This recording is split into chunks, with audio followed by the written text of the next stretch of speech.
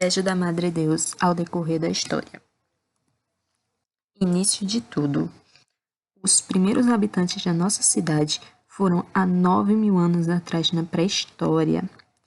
Eles eram uma tribo de caçadores e coletores que se alimentavam de pequenos roedores e de algumas frutas que havia aqui na região.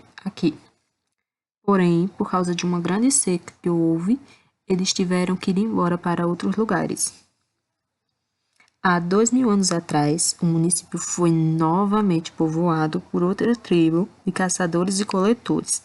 Porém, nessa época, o clima já estava diferente. Eles conseguiam ter uma alimentação mais variada.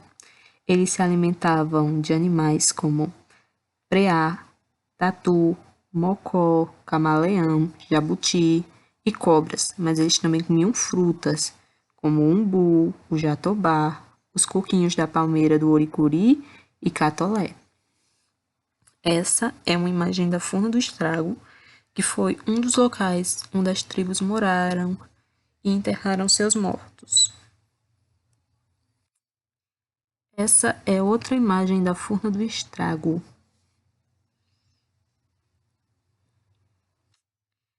Essa foi uma das pinturas rupestres deixadas por uma das tribos na Furna do Estrago.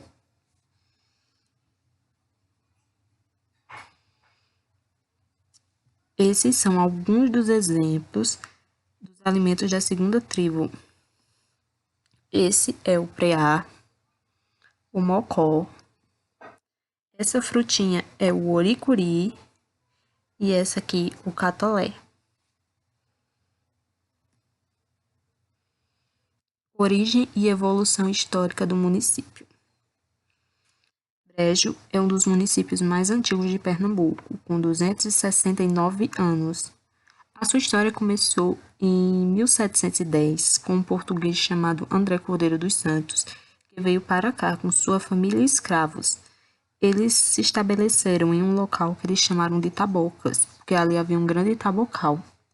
E lá ele iniciou uma plantação de cana-de-açúcar e também construiu um engenho próximo a um rio, que ele também chamou de Tabocas.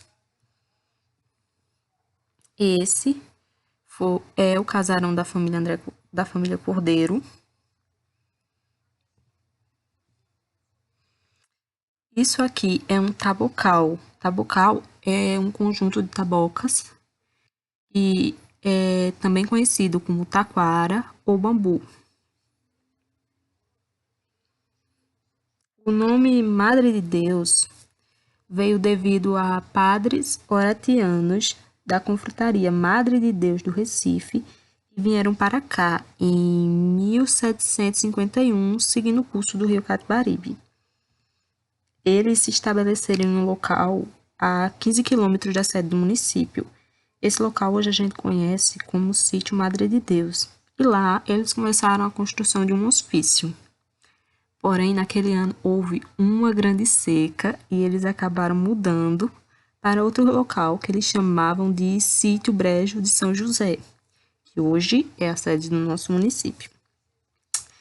E em 1752, eles começaram a construção de uma capela dedicada a São José.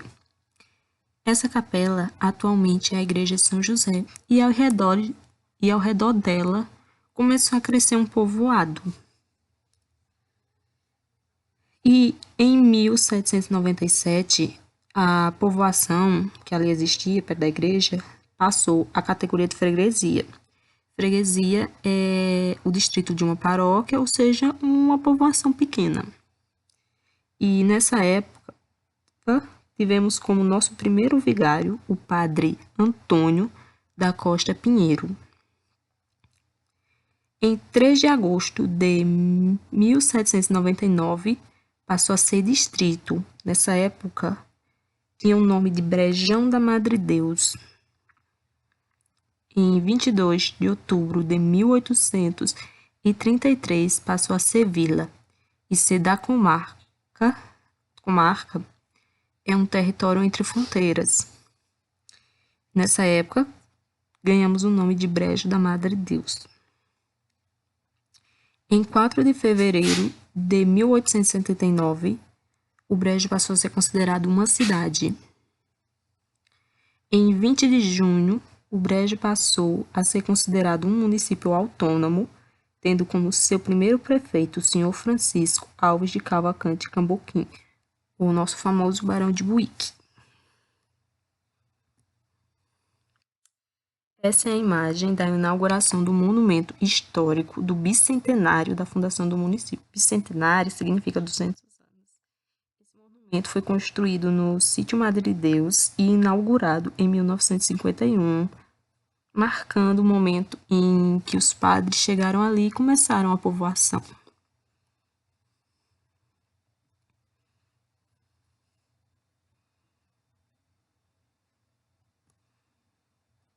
Essa é uma imagem da Capela de São José em 1940, que hoje é a Igreja de São José. Como dá para ver, há algumas mudanças significativas, e a maior dela é a construção do campanário desse lado aqui, fazendo com que ela tivesse dois.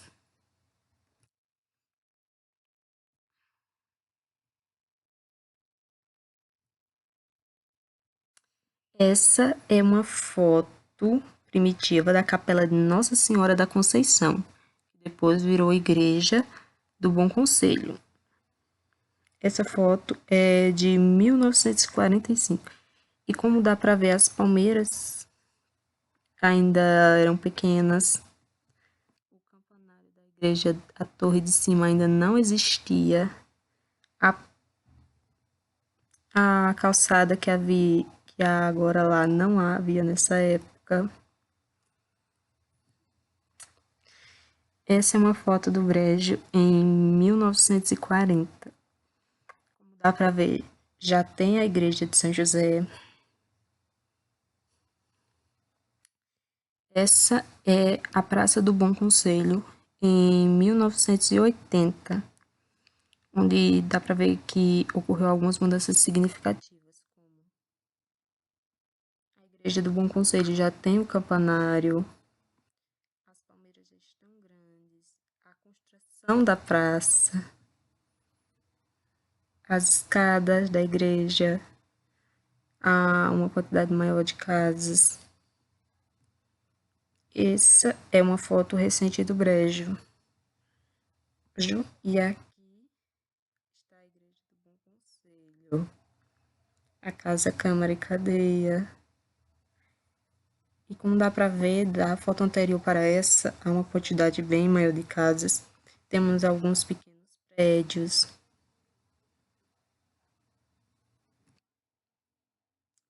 Porém, embora o Brejo tenha evoluído, ele continua mantendo seus monumentos históricos, como recordação daquela época, como temos a Casa do Ar, com seus famosos azulejos portugueses e o seu famosíssimo ar de cabeça para baixo.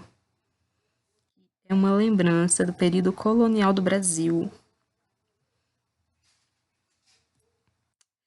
Outro monumento histórico é a Casa, Câmara e Cadeia, com seus mais de 200 anos.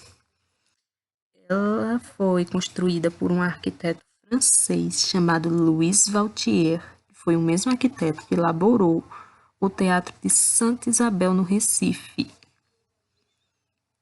E uma curiosidade sobre a Casa, Câmara e Cadeia. Como naquela época não havia tanta tecnologia como há atualmente, para saber quando um prisioneiro estava cavando um túnel nas paredes, eles colocaram areia dentro da parede para quando ele cavasse, vazasse areia e todo mundo soubesse que ele estava tentando fugir. E um dos locais mais históricos do Brejo, seja tanto pelo prédio, que também é de azulejos portugueses, como a Casa do Ar, mas pelo fato de ali ser um museu.